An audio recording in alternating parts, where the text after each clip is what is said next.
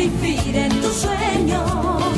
Toma mi alma, bebe mi cuerpo, que por tus besos me estoy muriendo.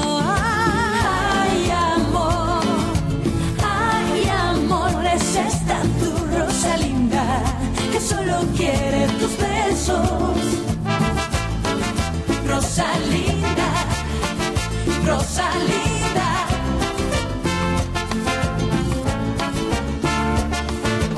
Rosalinda, ay amor. Gusto ko kasing alamin kung nasa na si Soledad Romero.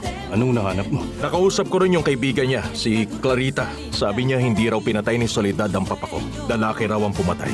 Na sinakripisyo niya ang sarili niya para sa lalaking yon, para mailigtas siya. Alam mo, iniwan ka ni Fernando Jose. Hindi dahil sa akin. Iniwan ka niya dahil wala na siyang nararamdaman sa'yo. Hindi ka na niya mahal! Tumahimik ka! Buwisit ka! Kung kayo po ba ang mama ko, ano po ang ipapayo niyo? Huwag ka nang makipagkita pa sa boyfriend mo. Kalimutan mo na siya. Paano mo nasabi sa akin aalis ka na ng bahay? Hindi ko kayo pinagbabantaan, Mama. Hindi ka pwedeng umalis. Mamamatay ako kapag umalis siya. Hindi ko kakayanin kung hindi ko siya makikita. Ang advice ko, kausapin mo, senyora.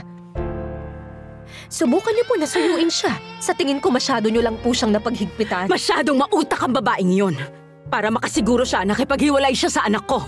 At dahil sa ginawa ng babaeng yon, lalong nabaliw ang anak ko sa kanya. At least nagawa niyo na paghiwalayin sila. Ano ang napala ko, Berta? Kung aalis din ang anak ko dito. Sinaway niya ako at kung narinig mo, pinaalala niya sa akin na hindi ako ang totoo niyang ina. Kailangan niyo pong gumawa ng paraan. Si Alfredo. Pwede akong tulungan ni Alfredo, Berta. Dumating na ba siya? Dumating na po siya kanina, senyora.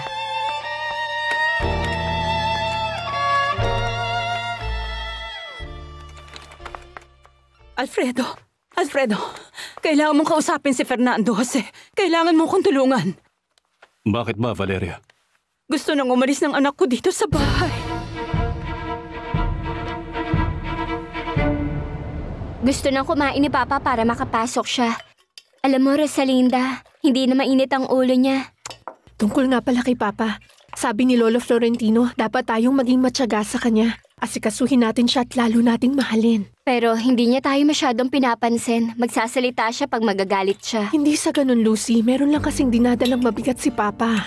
Mahirap, hindi madaling mag-isa tapos may 4 na anak. Pero wala na siyang inatupag kundi si Beto. Siyempre no, hindi mo ba makita na siyang mas may kailangan sa atin?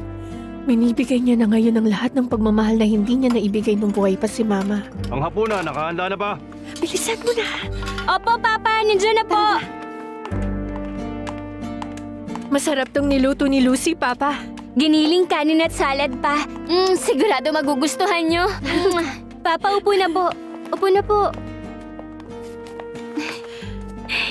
Mahal po namin kayo, Papa. Sobra.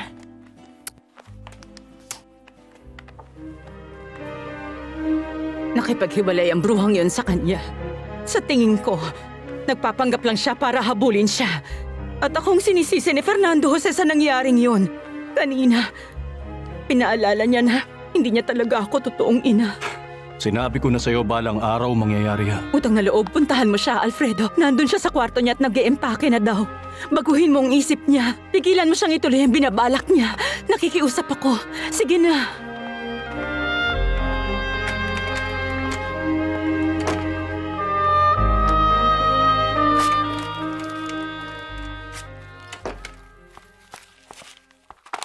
Anong ginagawa mo?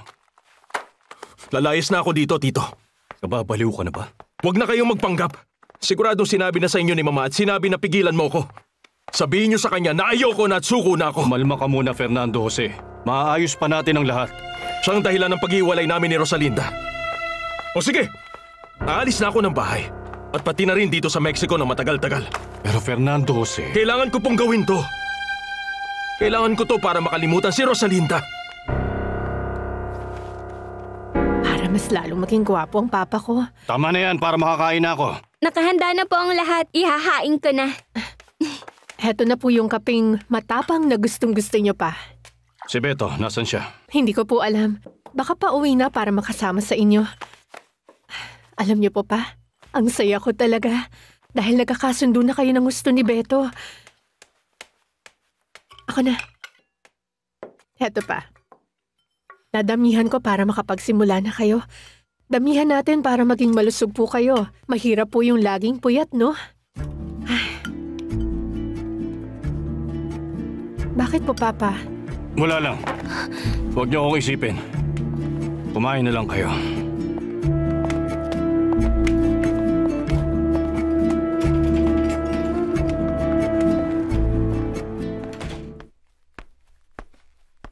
Wala na ako magawa, Valeria. Hindi ko na siya makumbinsing wag umalis. Pero sinabi mo ba na maaari kung ikamatay ang gagawin niya? Ayaw niyang makinig sa akin. At isa pa, gusto niyang umalis ng Mexico. Ang sabi niya, makakatulong yon para makalimutan niya si Rosalinda. Pasensya ka na, Valeria. Hindi yun maaaring mangyari. Hindi ko siya papayagan.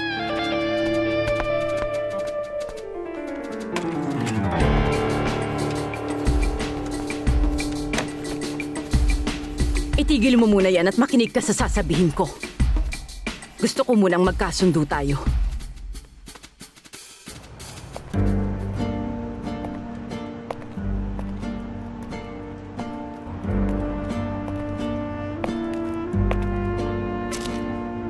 Bakit, Dolores? Bakit umalis ka nang hindi mo sinasabi yung totoo? Bakit ginawa yun? Bakit? Bakit? Bakit?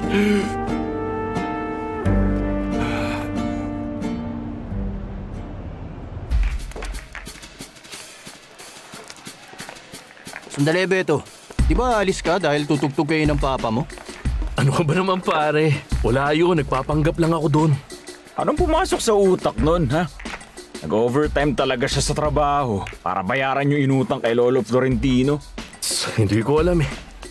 Naging mabait na kasi sa akin ang matandang yun. Pero kung tingin niya madadala niya ako sa ginagawa niya, nagkakamali siya doon. Mas lalo ko lang siyang pahihirapan. Kung aalis ka na, masakit yun at hindi ko matatanggap. Kaya ngayon willing na akong isantabi ang mga paniniwala ko, anak. Kahit ang mga nararamdaman ko. Hindi naman yun kailangan. Hindi nyo na mababawi pa yun. Matalino ang babaeng yun. Iniwan ka niya para magkaroon tayo ng problema. At mapilitan ako na tanggapin na lamang siya. Nagkakamali ka, Mama. Mali ka. Sigurado kami ni Rosalinda na hindi mo siya tatanggapin kahit na kailan. Hindi, Fernando Jose. Pangako. Totoong handa na ako na tanggapin si Rosalinda. Rosalinda, Rosalinda.